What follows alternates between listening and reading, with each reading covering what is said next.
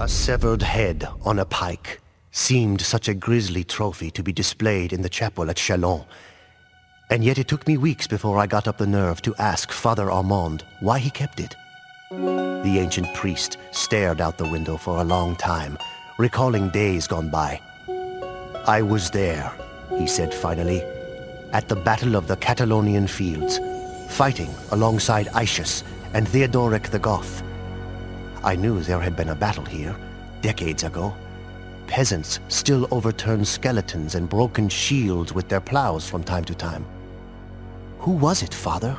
I asked him. "Who were you fighting?" He turned back to regard me, paralyzing me in his old man's stare. "Attila the Hun," he said, and then he told me the story. The Huns rode out from the wilderness sometime in the 400s, eager to feast on a Roman Empire weak from internal corruption and the expansion of other barbarian tribes. It was the Huns who drove many of these other barbarians before them. They were terrifying warriors from the steppes of Asia, their bodies disfigured from ritual scarring, their legs deformed from a near lifetime in the saddle. Despite their fearsome aspect, the Huns might have been little more than raiders, had it not been for the leadership of Attila. He called himself the Scourge of God. Attila and his brother Bleda led the Huns not just to raid, but to devastate Scythia and Persia.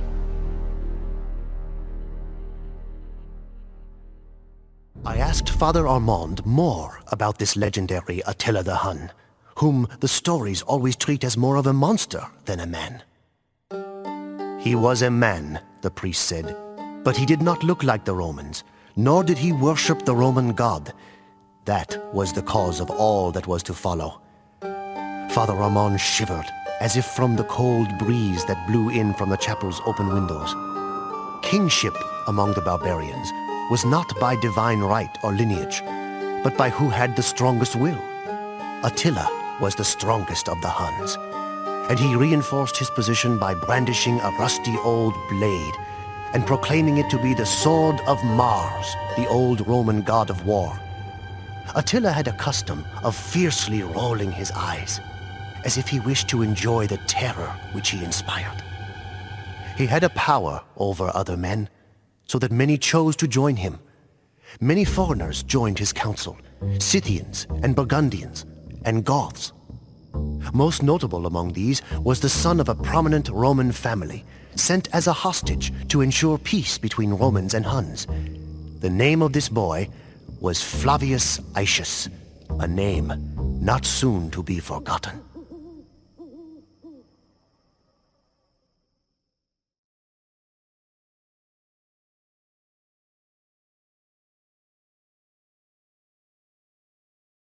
Now that the memories had stirred, Father Armand seemed eager to tell his tale.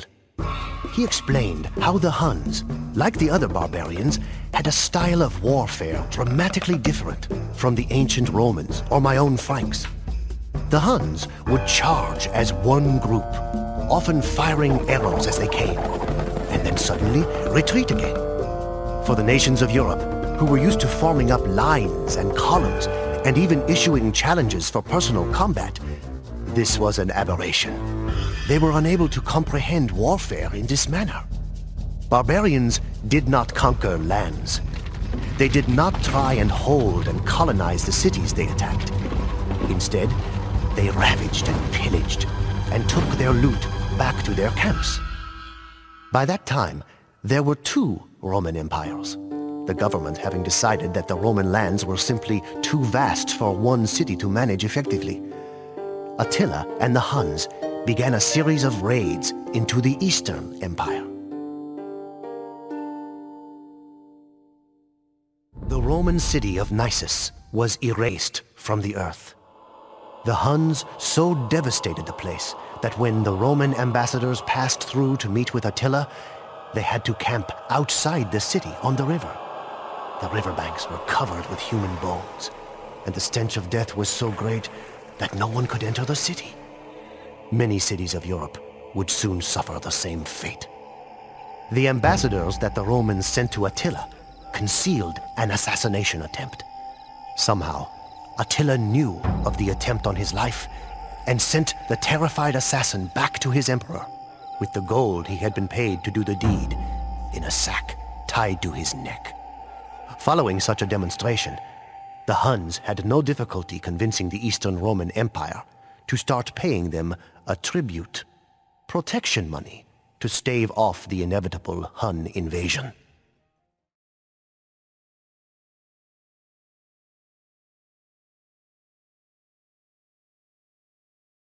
By this time, the Romans had considerable experience dealing with barbarians.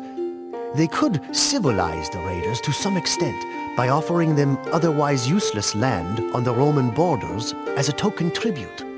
Before Attila, this tactic seemed to be working on the Huns, who settled on the Danube River Valley. All that changed when Attila seized command. He was much more aggressive and unpredictable than the previous Hunnic kings. He demanded that the tributes from Rome be increased, and when the Romans refused, Attila marched on the Eastern Roman Empire. He marched on the great city of Constantinople, whose double walls had never fallen. Attila was done with raiding. Now the Huns advanced slowly, eradicating everything in their path. The Romans would reinstate the tribute, or they would be destroyed. Who was this man, I asked, to threaten the Roman emperor? Titles such as emperor meant nothing to Huns. Attila was not an appointed ruler, only the strongest among the Huns. The amenities of his office meant nothing to him. While his chieftains and council ate off of silver plates, Attila's own plate and goblet were hewn from simple wood.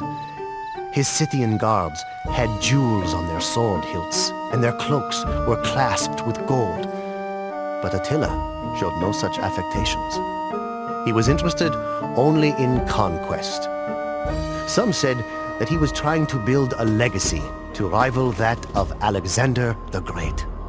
All of the barbarians wanted to possess Rome, as if it would buy them instant legitimacy as a world-spanning empire.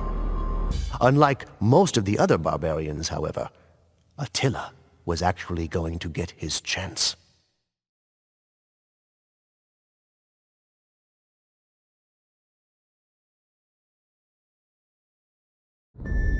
The Western Roman Emperor had a sister named Honoria, who after weary years of confinement to her parlor, made the preposterous decision to send a letter to Attila the Hun. She asked him to marry her.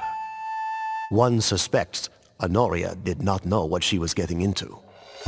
Attila was plentifully supplied with wives, but he immediately saw the advantage that such a union could put him in. Suddenly, his plans changed. He would not invade the Eastern Roman Empire at Constantinople, but the Western Empire at Rome.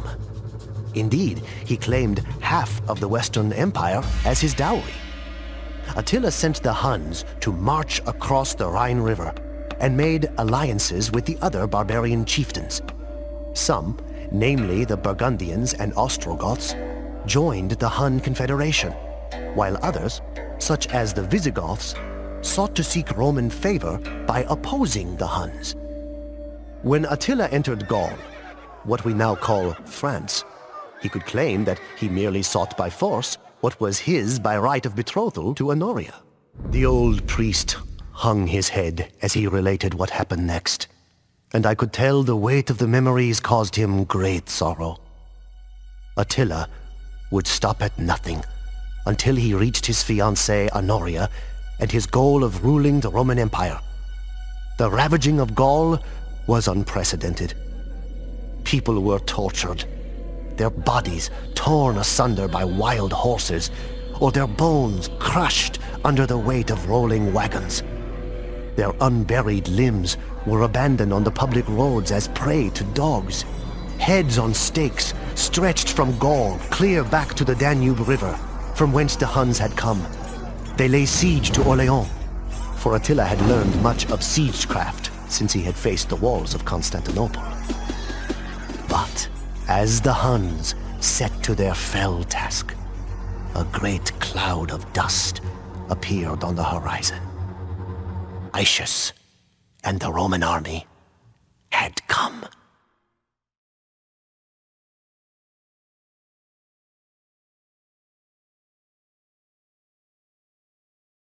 And now, said Father Armand, is where I entered the story. The battle between Hun and Roman was fought at the end of June 451. The Romans were commanded by Aetius, a brilliant and celebrated general who had been held hostage by Attila when he was a boy. Aetius knew Attila and knew the Hunnic ways. Since he had returned to the Western Empire, Aetius had done more than any man to keep Rome alive throughout the period of barbarian invasions. His army was not large enough to face Attila alone, so Aetius convinced tribes of the Alans and Visigoths to ally with him. Even though these dubious allies had a common hatred of the Huns, it was still a remarkable achievement on Aetius' part to have drawn them into an effective military relationship. The Huns were eager for battle. Attila's shamans looked at the entrails of cattle and the color of sheep bones, and prophesied that the Huns would meet defeat on the Catalonian fields. However, they also foresaw that the commander of the opposing force would be killed. Attila must have thought this a fair trade, because he brought battle to Aetius and the Goths. Before blood was drawn, Attila stood before his assembled troops, clutching the sword of Mars in his fist. He told them, "It is a right of nature to glut the soul with vengeance. I shall hurl the first spear at the foe. If any man can stand at rest while Attila fights, he is a dead man." It was a catastrophic battle, one of the largest and greatest the world has ever seen. The stream was turned to a torrent by the rushing of blood. I pity those that were forced to slake their thirst from it. Cadavera vero innumera, the Romans said afterwards. Truly countless bodies. Perhaps 300,000 men were left dead on the Catalonian fields. It is said the ghosts of those killed continued to fight for several days. I passed within inches of the fell Hun king as he stalked the battlefield, trying to determine which of his chieftains and allies yet lived, when he found me, huddled beneath my shield. I made my peace with God, but Attila did not seek my decapitation. He saw that I was a holy man, and ordered me to join his retinue of foreign advisors. "That is how you know so much of the Huns," I offered. The priest nodded. Despite the carnage, the outcome of the legendary battle was unclear. Attila had lost much of his cavalry, but the Romans' entire army was destroyed. For a time, no one knew if the Hun king would continue to pursue the hand of Honoria. "But what of the prophecy?" I asked. "Did Aetius die on the battlefield?" "Nay, it was Theodoric the Goth, not Aetius, who died and fulfilled the prophecy. Aetius knew that if he utterly destroyed the Huns, then the Visigoths would have no need for a Roman alliance, and Rome would face yet another barbarian threat. And so, Aetius retired from military life, hoping that the outcome of the Catalonian fields would leave the Huns and Goths in a stalemate, hoping that he had done enough to save his empire. He had not.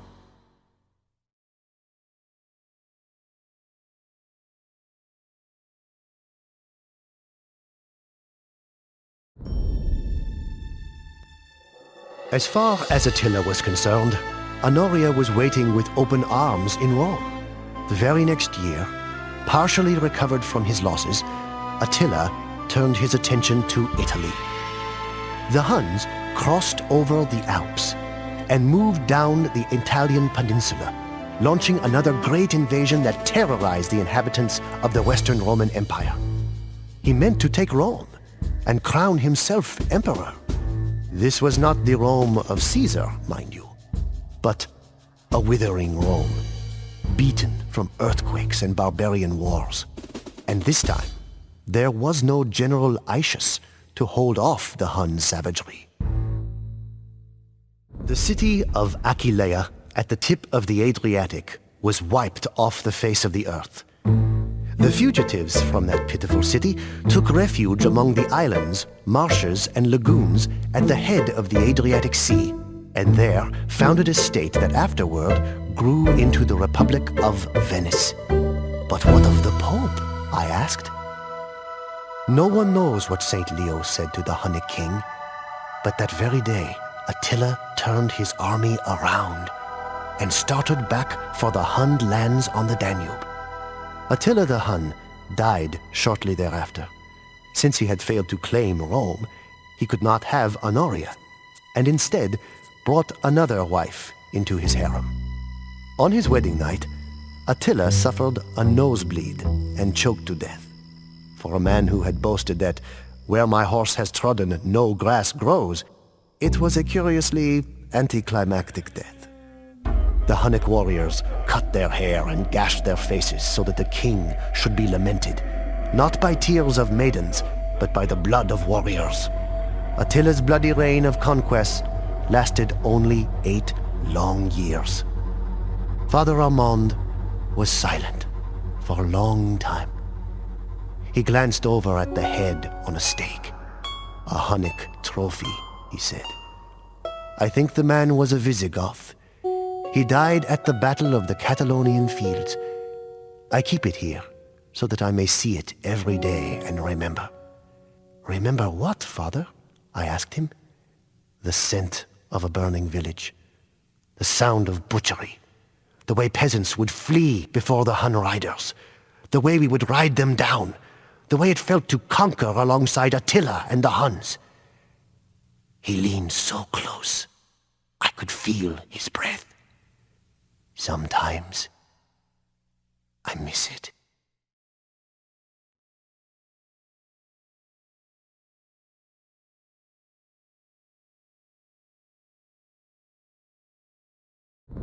Enough! You have troubled me for 3 blocks now, stranger. If you agree to cease this dogged pursuit and leave me to my lamentations, then I will answer your relentless questions. I will tell you why a dead man rides through the streets of Valencia. You see that castle on the hill? That is the home of Rodrigo Diaz, whom Moor and Christian alike call El Cid. It is from the Arabic Sayyid, which means Lord. He is the greatest man who ever lived. The Cid was a knight and loyal vassal of one of the old kings of Spain. When the old king died, his kingdom was partitioned between his surviving sons, Sancho and Alfonso. King Sancho ruled Castile, a windswept barren land named for its many border castles. The Cid continued to serve Castile and its new king, as was his duty. The sly King Alfonso ruled Leon, but openly plotted to become king of all of Christian Spain. There was soon open warfare between Castile and Leon. The struggle climaxed at the Battle of Golpejera, where the Cid attempted to capture the wicked Alfonso. Although the Cid defeated Alfonso's army in combat, the sly king knew there were more devious ways to win a war. Alfonso lured his brother King Sancho to a secret conference below the city walls of Zamora and had him assassinated in the night. With the death of his brother, Alfonso became king of both Leon and Castile, the most powerful king in Christian Spain. The Cid could not trust King Alfonso, yet he was sworn to serve his king, and that man was now Alfonso. The Cid forced King Alfonso to swear an oath upon sacred relics that he had nothing to do with Sancho's death. Before his army and his court, a nervous Alfonso did make his declaration. In so doing, the Cid helped to cement Alfonso's claim as king in the hearts of the people, for they so trusted the Cid. King Alfonso did not recognize that the Cid had done him a service. Instead, Alfonso held a grudge against the man who was the greatest of his knights for ever doubting him. Alfonso also was jealous and suspicious of the Cid's popularity with the soldiers and the common man. He sent the Cid into dangerous battle again and again, but always the Cid emerged victorious.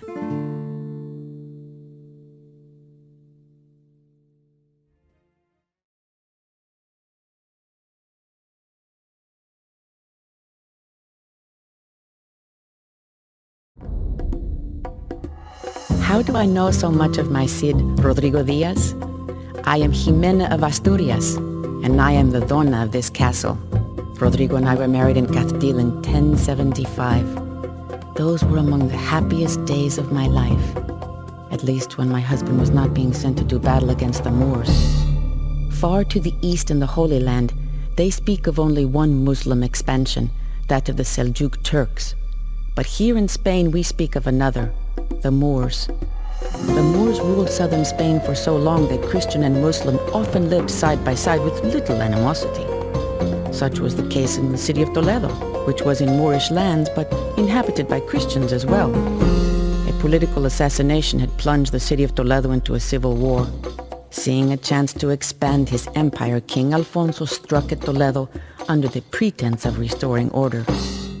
He ordered the Cid to command the army, though one must wonder if once again he was intentionally putting the Cid in harm's way.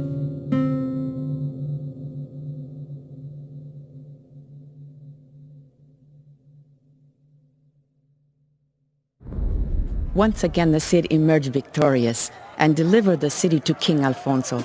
Moor and Christian alike shouted his name from the city walls and named him El Cid Campeador, my lord the conqueror. After nearly 400 years of Moorish rule, the city of Toledo was ruled by a Christian king. But still, Alfonso was not satisfied. He accused the Cid of seeking personal glory at the expense of the crown. When he heard the peasants shouting the name of the Cid instead of Alfonso's own name, he became even more angered. I knew then that our contented lives in Castile were about to end.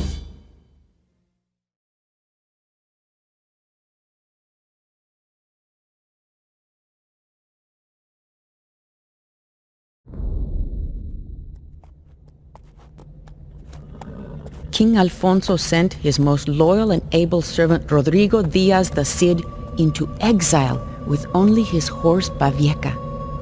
Myself and our 2 daughters were left at the monastery in Castile. When Rodrigo and I parted, it felt like a nail being torn from its finger. Rodrigo rode alone into the Castilian winter. He was not alone for long. Everywhere the Cid went, mercenaries and soldiers were eager to follow. Soon he had a small army of his own. But the Cid was not content to wander the wilds of Castile forever. He needed a castle and a lord to serve. This too he found in the most unlikely of places. Motamid, Lord of Zaragoza, was a gifted leader of men. But like many of the Moors, he was also a poet and artist. The cultural achievements of the Moors made the rest of Europe seem barbaric by comparison. As the Cid parleyed with Lord Motamid in his sumptuous palace, he feasted on meals that came floating down an indoor stream. Motamid bestowed rich gifts on the Cid and made him a wealthy man. But the Cid, ever the loyal servant of Castile, convinced Motamid to ratify a treaty making Zaragoza part of Castile. The Cid never fought openly against King Alfonso, though he did make enemies with Count Berenguer and other Spanish lords who wanted only tributes of gold from the Moors and were not interested in making alliances with them. Count Berenguer would remain the Cid's enemy for many years.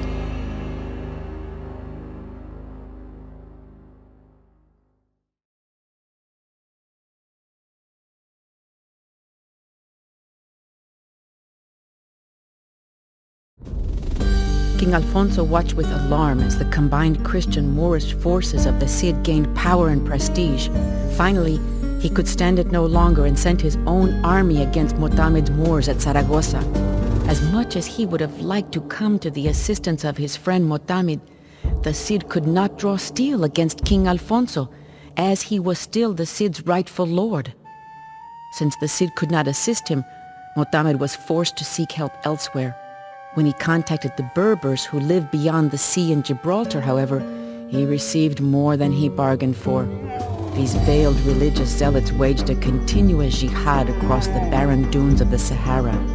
Their leader, the fanatical Yusuf, who never showed his face, immediately prepared to cross the ocean into Spain with thousands of men and camels. King Alfonso's army was certain to crumble beneath this new wave of invaders. Alfonso needed only have mentioned that Spain was in jeopardy, and the Cid would have come. And when the Cid did finally come to his king's aid, the Berbers were crushed, and their leader Yusuf was forced to flee back to Africa. The Cid bowed to Alfonso, ready to return to his rightful place as the king's champion. But King Alfonso was angered that the Cid had not arrived sooner, and ordered him to return to his exile. This time, he seized the Cid's wife and children. Many long years did I rot in the dungeons of Castile.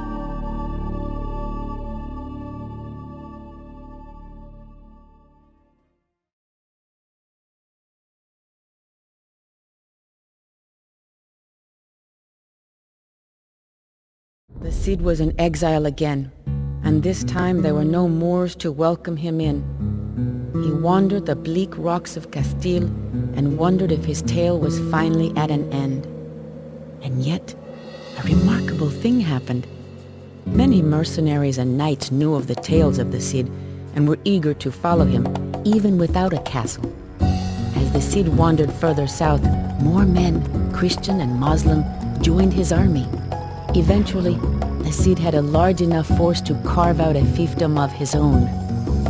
King Alfonso had set his sights on beautiful Valencia, the jewel of the Moorish coast, but the Cid was closer and could get there sooner. If he conquered Valencia, the Cid would have protection not only from the machinations of Alfonso, but also a bulwark against the inevitable second invasion of Yusuf and the Berbers. Events would have unfolded simply then, had not our old enemy, Count Berengar of Barcelona, picked that moment to strike back at the Cid. How abundant the orange groves and olive trees seemed to the conquerors who had come from bleak Castile. Valencia was a tropical paradise, complete with palm trees, silk market, and abundant fish and waterfowl. After the Cid had secured the castle and saw to the defenses of the city, he sent for me and the children. Our reunion took place on the highest tower of the castle, before a sea that consumed the entire horizon. We turned Valencia into our own kingdom, uniting 8,000 Christian and 20,000 Moorish soldiers. It was the greatest of the Cid's accomplishments to date. We were far away from the reach of King Alfonso, and Count Berengar himself was safely locked in Valencia's dungeons. In time he would be ransomed, and one of our daughters married to his nephew and heir, to ward against future conflicts. If only the tale of the Cid had ended there beneath the Valencian sunsets, but it was not to be. Valencia lay right in the path of the advancing horde of frenzied Yusuf and his Berber hordes.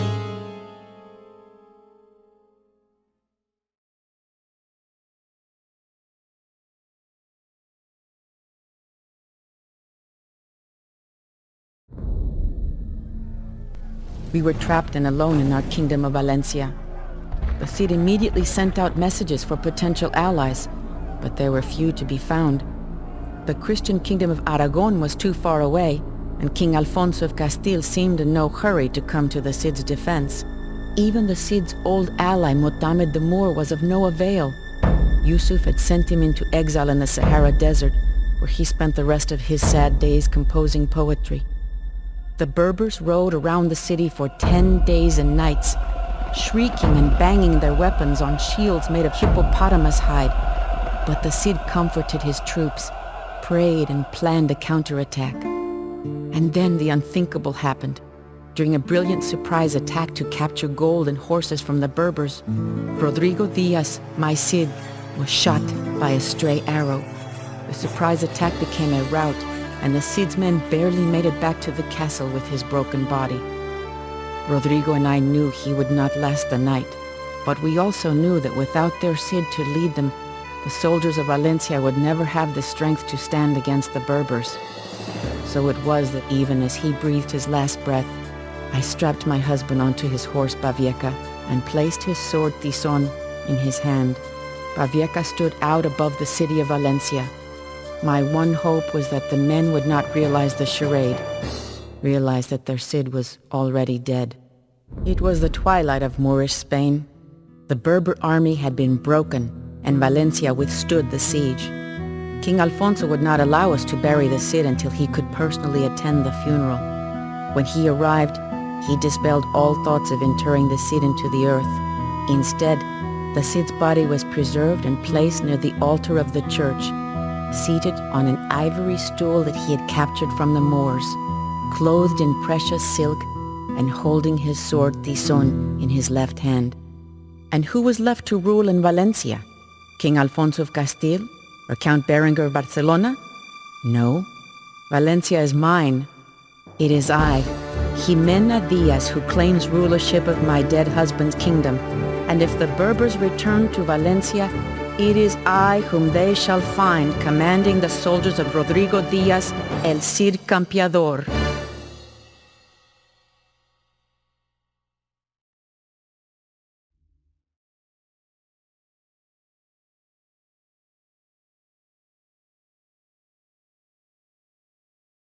Passed down to you by Cuauhtémoc, eagle warrior of Tenochtitlan.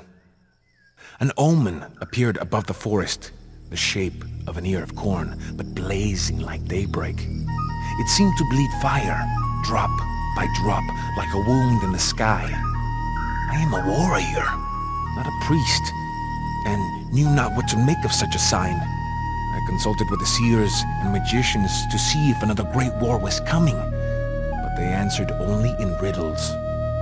The gods want more sacrifice, was their answer. That was always their answer. Much of our empire of rainforests and volcanoes has been conquered in the name of sacrifice. The magicians tell us that we must make a sacrifice every single day for the sun to continue to rise. It took the relay teams 2 full days to carry my message the 200 miles to our city of Tenochtitlan. After 2 more days, my uncle, Montezuma, Emperor of the Aztecs, sent his reply. Montezuma's priests foretold that the god Quetzalcoatl might soon return from his long exile. How else to explain the omen? Montezuma ordered my warriors to increase their efforts to consolidate the rainforest between our lands and those of our enemies. We must establish control over 4 shrines that are sacred to Quetzalcoatl, the feathered serpent. Because the Aztec Empire is mighty and constantly expands, we have made many enemies. We must defend these shrines from our enemies in order to prepare for Quetzalcoatl's eventual return.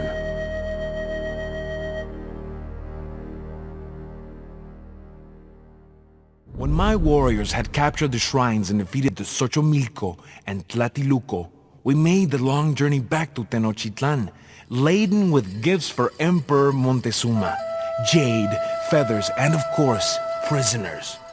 The sheer vastness of our city on the lake seemed staggering after having been in the rainforest for so many days. Emperor Montezuma lives in the most sumptuous rooms of the palace with his wives and concubines. While we spoke, he drank frothing chocolate from a golden cup. Musicians played their drums and flutes, and masked women danced. When my uncle, Montezuma, first ascended the Great Pyramid many years ago to become emperor, there was a great celebration. Yet now, some question his leadership. He sometimes makes decisions slowly, and rarely does he lead the warriors into combat. Montezuma's priests informed us that Quetzalcoatl, the feathered serpent, would soon return to Tenochtitlan to reclaim his kingdom. Since I helped prepare for his coming, I was given a new obsidian macana and promoted to the rank of Jaguar warrior. There was more feasting and dancing that night. The air was heavy with perfume.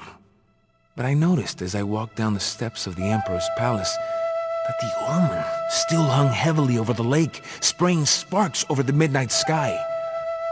So says Cuauhtémoc, Jaguar warrior of Tenochtitlan.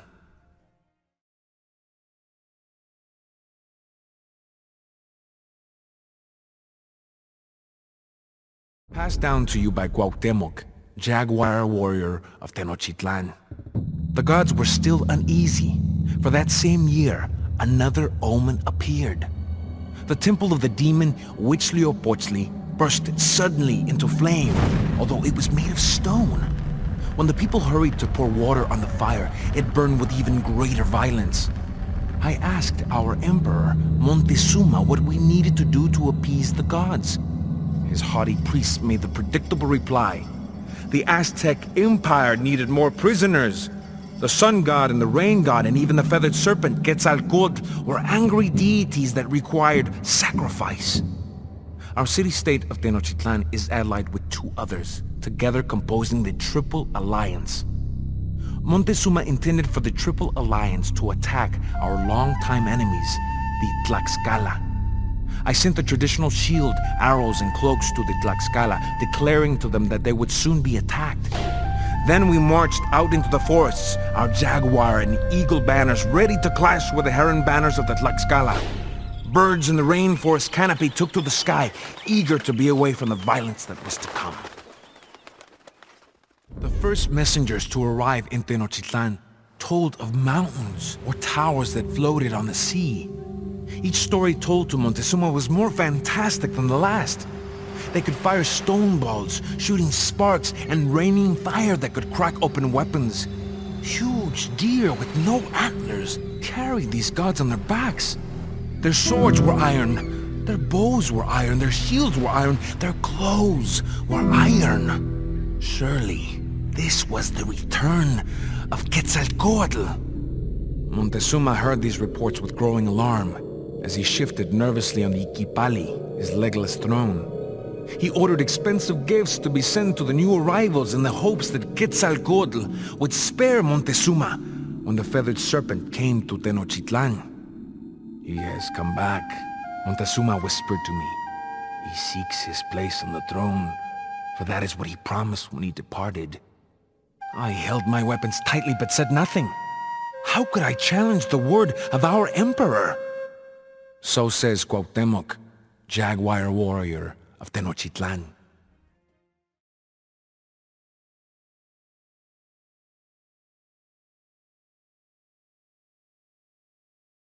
Passed down to you by Cuauhtemoc, jaguar warrior of Tenochtitlan.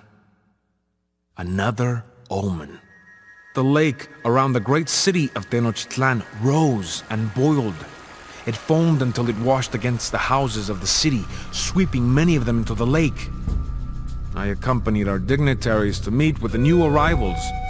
We journeyed towards the coast, through the lands of our enemies, the Tlaxcala. When we emerged from the forest, the strangers welcomed us, although they kept their weapons nearby. I told them that we were Aztecs, representatives of the great Montezuma. Their leader said that his people were Spanish, and he named himself Cortés, although he seemed pleased when we referred to him as Quetzalcoatl. Although their armor and animals seemed otherworldly, they did not seem like gods to me. We presented Cortés gifts of finest cotton and plumes of bird feathers, but he seemed more interested in the gold ornaments. He asked again and again if there was more gold to be found in Tenochtitlan. By now, Cortés had advanced all the way to the lands of the Tlaxcala. There was initial warfare made between Tlaxcala and the Spanish. However, when Cortés heard stories about the size of Tenochtitlan and the numbers of our brave Aztec warriors, he suggested that the Spanish and Tlaxcala join forces and attack the Aztecs. Although the Aztec warriors fought well that day, my men were frightened by the beasts that the Spanish rode into combat and by the noise of their exploding weapons. Although we had survived the attack, I thought it best to withdraw towards Tenochtitlan and share with Emperor Montezuma all that we had learned. I do not know if my uncle, Montezuma, was being cowardly or merely trying to preserve us from the wrath of the gods, but he sent more gifts to Cortés, along with an invitation to visit our great city as his personal guest. I was there when Montezuma met Cortés on one of the causeways leading into our great city. The Spanish had evidently never seen anything like Tenochtitlan, and they stared in wonder at the brightly colored markets and pyramids rising out of a man-made island in the middle of gigantic Lake Texcoco. Some of the Spanish soldiers asked whether it was all a dream, the first glimpse of things never heard, seen, or dreamed before. Montezuma led Cortés at the top of the Great Pyramid, where he pointed out the various canals and neighborhoods of the city. But Cortés was mostly interested in gold ornaments and helped himself to any which he encountered. I was no longer convinced that this man was Quetzalcoatl. So says Cuauhtémoc, jaguar warrior of Tenochtitlan.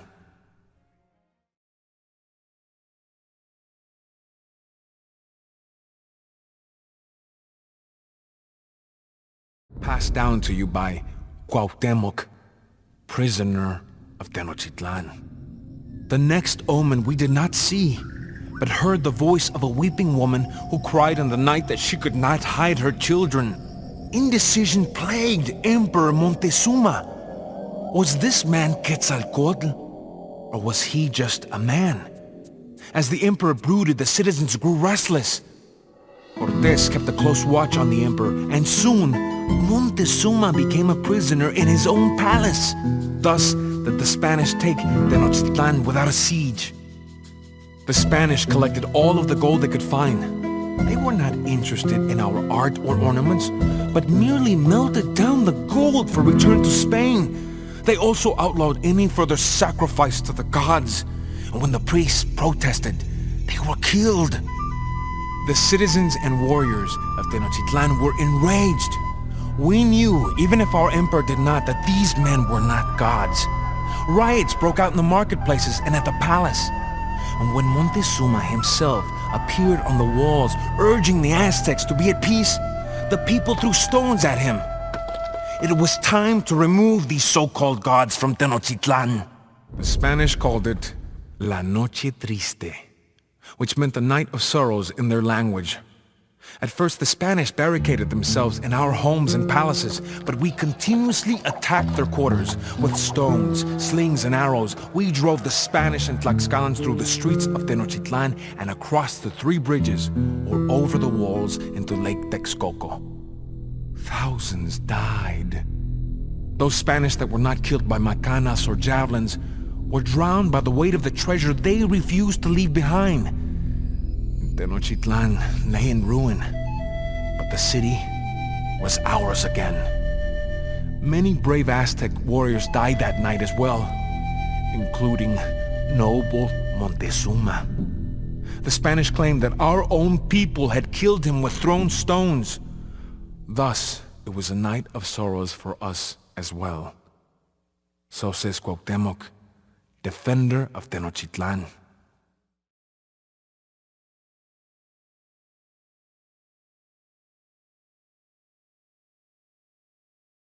Passed down to you by Cuauhtémoc, Emperor of Tenochtitlan.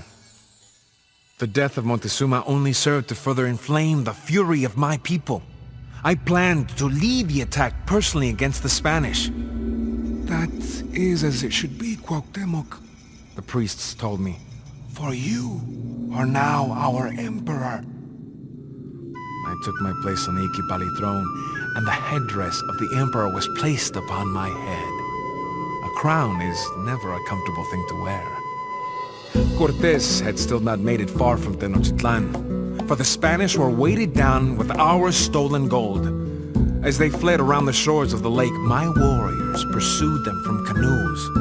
I sent additional warriors by land, for it was obvious now that Cortés was attempting to flee back to the safety of his allies in Tlaxcala. We caught up with the Spanish on the north side of Lake Texcoco. I hoped that the surviving Spanish on the edge of the lake could see as their captured comrades were dragged up the steps of the Great Pyramid. Perhaps they would then understand why we feared the wrath of the feathered serpent Quetzalcoatl. Perhaps they would know fear as well. With the fighting subsided, there was much work to be done. Our city has suffered much from the Spanish occupation and the fighting in the streets. The priests set out repairing the temples, for the Spanish had cast down the idols that we had placed there. We began a celebration to give thanks to the gods when a great plague struck Tenochtitlan. Many of our people became helpless and could only lie on their beds. Many others died. We did not know if the gods were still unhappy with us, or if this was some weapon unleashed by the Spanish. Regardless, if Cortés returned, he would find a much weakened city. I could not let that happen. So says Cuauhtémoc, Emperor of Tenochtitlan.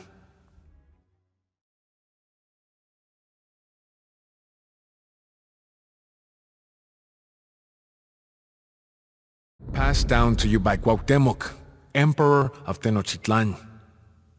The Spanish will return soon. I had hoped that Cortés would continue fleeing back from whence he came, but he stopped to regroup at Tlaxcala. I imagined that he could not stand the thought of returning to Spain while we still had treasuries of gold hidden from him. Still dreaming of gold and glory, the Spanish pledged themselves to another assault on Tenochtitlan. In Tlaxcala, Cortés constructed many warboats on dry land. Then he had the craft broken down and carried through the rainforest, only to be rebuilt on Lake Texcoco. He knows that my Aztec warriors can defend the bridges leading into Tenochtitlan, but we are vulnerable from the water. I called the warriors to one final battle. The priests attempted to encourage the troops by calling upon the Aztecs to defend their ancient gods and their glorious city. They sent up smoke signals to declare that the Aztecs were ready for war as I climbed the steps of the great temple and sounded the shell trumpet. Tenochtitlan would be under siege soon, and the brave Aztecs would die before we would see her captured. Not so long ago, some 500,000 people called Tenochtitlan home. It is difficult to recall that this smoking ruin was once an endless city. Yet, we will rebuild. We created this island upon which our city and temple stand, and we can do it once more. The Aztec Empire has endured its greatest challenge, yet more Spanish may come in the future. I am not certain there is a place for us in this new world. I could ask the gods for a hint of the future, but no doubt that would lead to more sacrifice. I think there has been enough death for now. My people composed a poem to commemorate this great war that we have survived, and yet perhaps still not won. Broken spears lie in the roads. We have torn our hair in our grief. The houses are roofless now, and their walls are red with blood. So says Cuauhtémoc, Emperor of Tenochtitlan.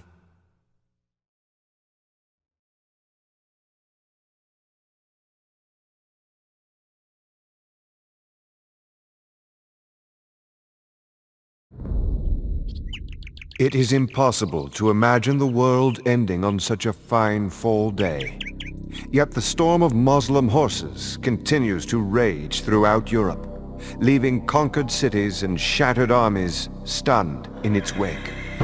The lightning-quick strikes of the Muslim horses break the city of Bordeaux and then Poitiers, leaving precious little of the Frankish kingdom to defend.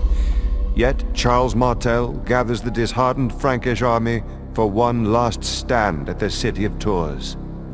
Muslim horses, bred for speed and beauty, began to splash across the Vienne River. Martel's knights and swordsmen, trudging under the weight of iron mail, struggled to interpose themselves between the Muslims and the city of Tours.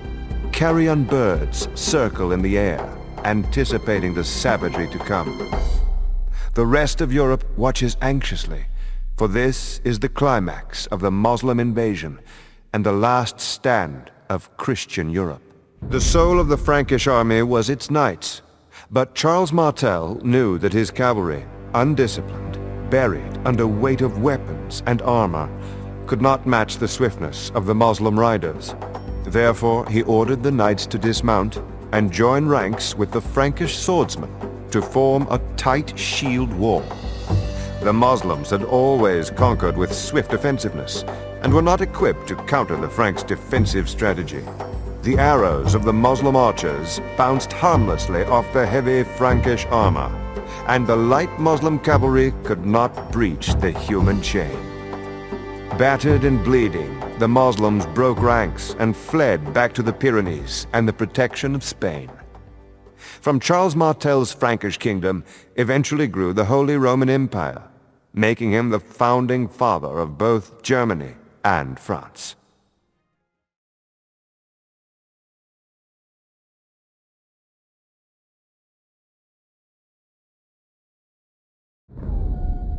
In the gloom, the longhouse feels empty, but it is filled with the odors of rust and tar and animal fur and the snoring of dogs.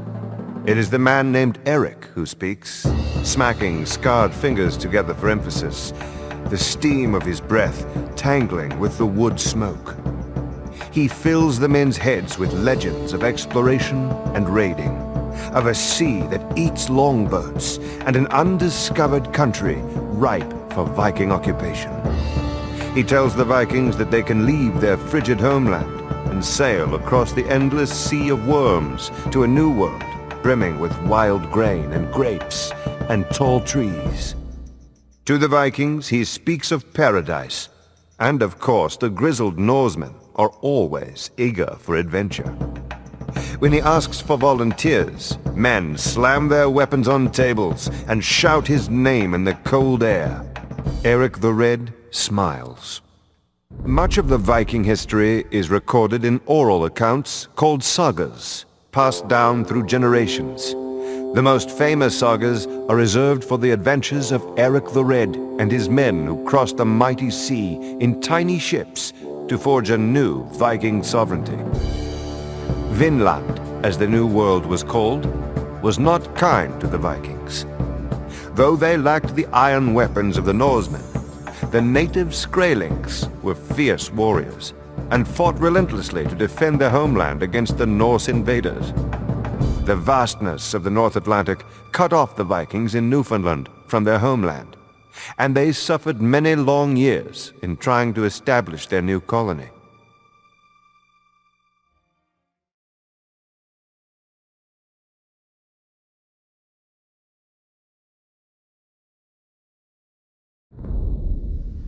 Mercenaries and Norman knights look dubiously at the ships that wobble in the black, fog-choked sea.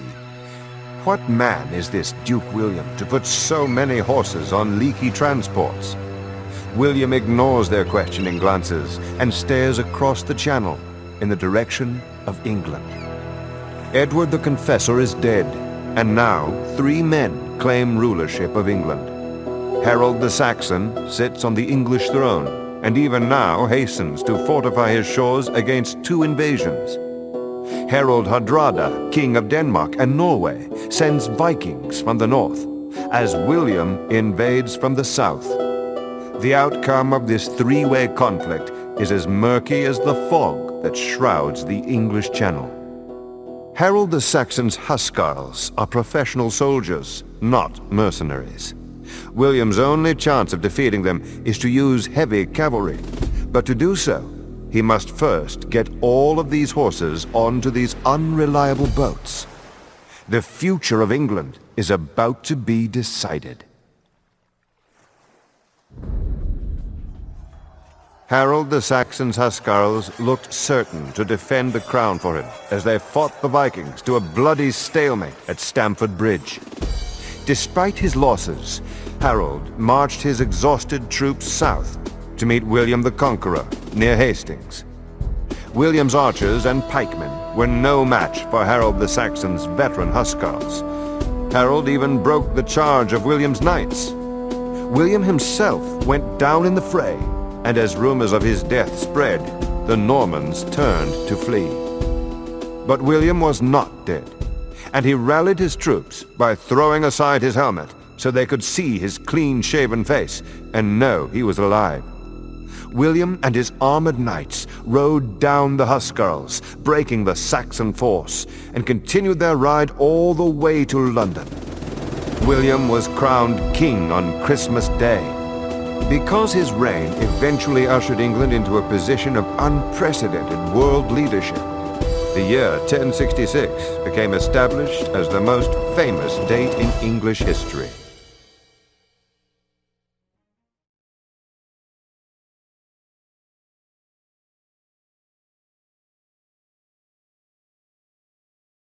Minarets of dust twist upwards as horse hooves strike the fractured earth.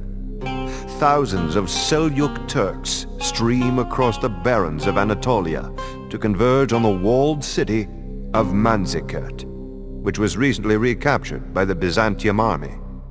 The Byzantines are the heirs of Rome, and their armored cataphracts and legions of disciplined swordsmen can smash aside the light-armored Turkish horse archers, provided they can catch them. But an unlikely turn of events has greatly improved the Turks' chances for victory. The Byzantine army is racked by treachery and deceit from within. One day, a band of mercenaries deserts the Byzantines. On another, the army's second-in-command leads a treacherous conspiracy against the commanding general. If the Turks can somehow turn the splintering factions against the Byzantine army, they may overcome a better equipped and better trained enemy.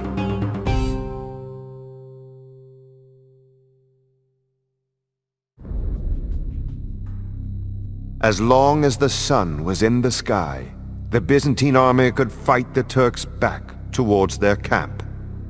But when dusk settled over Anatolia, the Turks could harass the ponderous Byzantine cavalry as it withdrew to Manzikert. When they could stand no more of this torment, the Byzantine flanks collapsed into a full rout, and the Turkish horse archers pounced for a quick kill. The Battle of Manzikert was not lost due to the poor performance of soldiers or commanders, but through Byzantine treachery. Deceit from within the armies disrupted the chain of command, as factions feuding for control of the throne in Constantinople betrayed their armies at the front. A much weakened Byzantium was then forced to call to the rest of the Christian West for help, leading to the Crusades. The Byzantine Empire lingered for another 4 centuries, but in only a shadow of its former glory.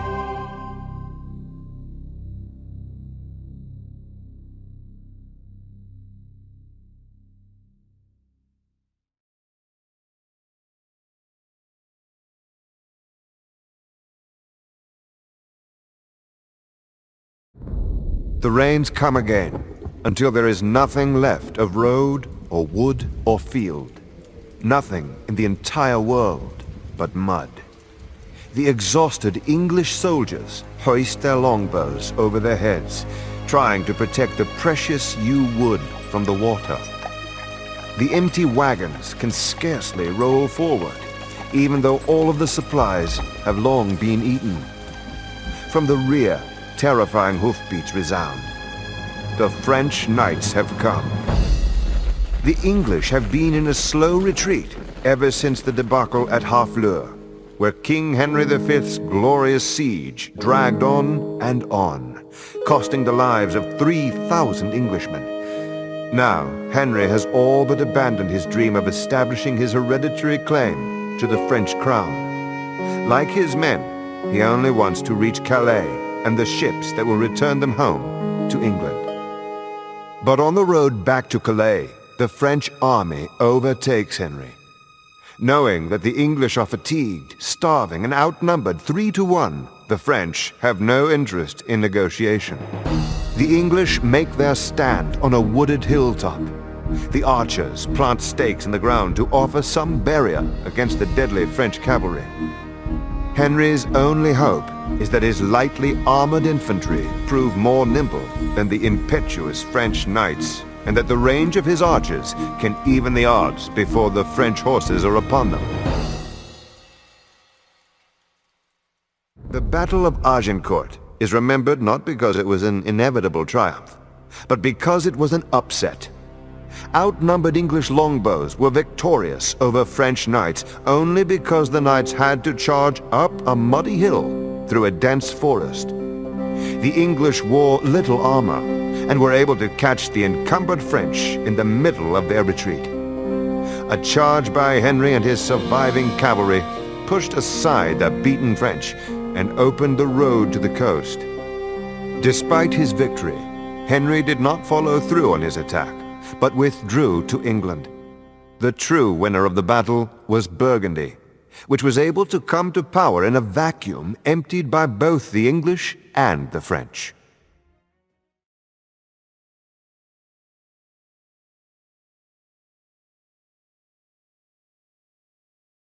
The steady splashing as the oars of 200 ships strike the water drowns out all other sound.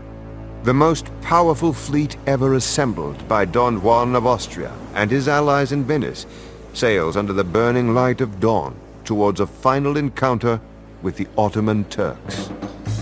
The Turkish army has greatly expanded its empire, adding North Africa and Mesopotamia to the Turkish holdings in Anatolia, but has finally been turned back by a staunch defense of Hungary. Undaunted, the Turks turned their attention to the Mediterranean, where they intended to break the Christian naval powers of Venice and Spain.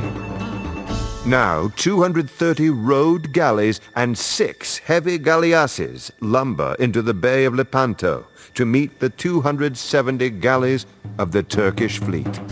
The ships draw up with scarcely 5 miles separating the distance between them. A storm of arrows darkens the sky, and the drone of splashing oars is finally drowned out by the thunder of cannon. The heavy Venetian galleasses broke through the Turkish lines and trampled over the smaller ships of the Turks. But there were too few of the galleasses to win the battle on their own. The Spanish and Venetians attempted to grapple on board the Turkish ships, where the superior experience and weapons of the Christian marines could be brought to bear. As the day wore on, the Turkish juggernaut began to run out of steam. Scores of Turkish galleys were dashed on the rocks, and others sank to the bottom of the bay. Less than 50 Turkish ships survived the battle. Lepanto was not the climax of the conflict between the Christians and the Turks on the Mediterranean, but it was a turning point. The Turks had difficulty rebuilding their fleet back to its former size, while the Christians continued to update their fleets with the latest technological advancements, ensuring a decisive military advantage for further encounters on the high seas.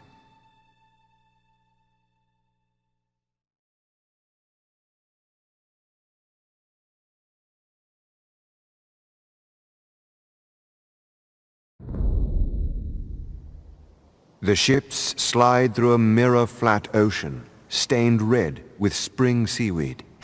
Columns of rock, improbably draped with pine trees, tower out of the mist. The men on the ships watch silently as the samurai prowl the deck above. They will make land near Kyoto, and their lord, Hideyoshi, will lead the siege of the city of 10,000 shrines. Within Kyoto, revolutionaries hold prisoner Lord Nobunaga, the man who would unify Japan. The islands of Japan remain a patchwork of bickering samurai warlords who still settle conflicts with ritualized duels. Nobunaga seeks to forge a single Japan, dragging the provincial samurai into the modern era. Like his master Nobunaga, Hideyoshi wins his battles by volleys of muskets, fully exploiting the firearms recently introduced by Portuguese sailors. Hideyoshi intends no bargaining. He will demand once for Nobunaga's release, and then storm the city.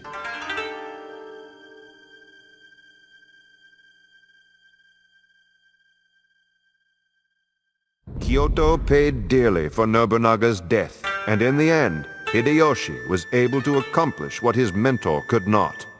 By 1590, Japan was a unified country. Great though it was, this accomplishment did not satisfy Hideyoshi, who then set about on an ambitious plan to conquer China and Korea.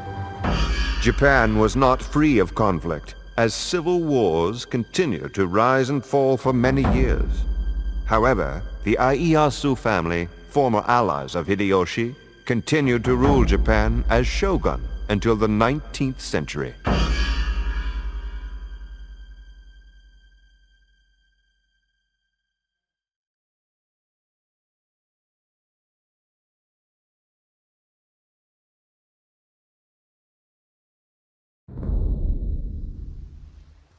The haze of spent gunpowder hangs over the gravel-strewn beach, confusing the seabirds that nest on the rocky outcroppings of Xinhai Bay. As soon as the winds of the eastern sea disrupt the cloud, the Japanese Navy will return, cannons blazing at the sea walls and what remains of the Korean fleet. Although the army has so far managed to repel any of the samurai that have waded ashore, it is only a matter of time before the Japanese are victorious. The last hope for the Korean Navy is an innovative commander named Yi Sun-shin. Admiral Yi is constructing a secret weapon, a ship with iron armor that can withstand the Japanese cannon and a spiked hull to repel boarders. He calls these ships Kobuksan, or turtle ships. If Admiral Yi can ready his fleet of turtle ships in time, then the Koreans stand a chance of defeating the Japanese. On the other hand, if he's too late...